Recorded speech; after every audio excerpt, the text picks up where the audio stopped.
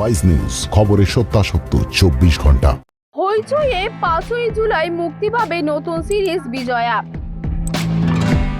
সিরিজের মুক্তির আগে অকপর স্বস্তিকা মুখোপাধ্যায়। নতুন সিরিজ বিজয়া টিজার দেখে যাদবপুর বিশ্ববিদ্যালয় হোস্টেলের স্বপ্নদীপ কুণ্ডুর অস্বাভাবিক মৃত্যুর কথা মনে পড়ে। এই সিরিজ কতটা ফ্যাক্ট, কতটা ফিকশন। সিরিজটা দেখলে যে শিক্ষা কেন্দ্রের ঘটনা ঘটেছিল সেটা মনে পড়ে যায়। ওয়ান লাইনার শুনেও আমার সেটা মনে হয়েছিল বলেন স্বস্তিকা। বিজয়া একজন মায়ের লড়াই, তার সন্তানের প্রতি জাস্টিস চায়। তবে জাস্টিস একটা বড় শব্দ, অর্ধেক সময় ঘটনাটা ঠিক কি ঘটেছিল সেটাই জানা যায় না। কারণ ধামাচাপা দেওয়ার জন্য প্রতিটা স্তরের লোকে মিথ্যে কথা বলে। অনেক সময় দুদিনের মধ্যে তদন্ত করে বলে দেওয়া হয় কেস ক্লোজ।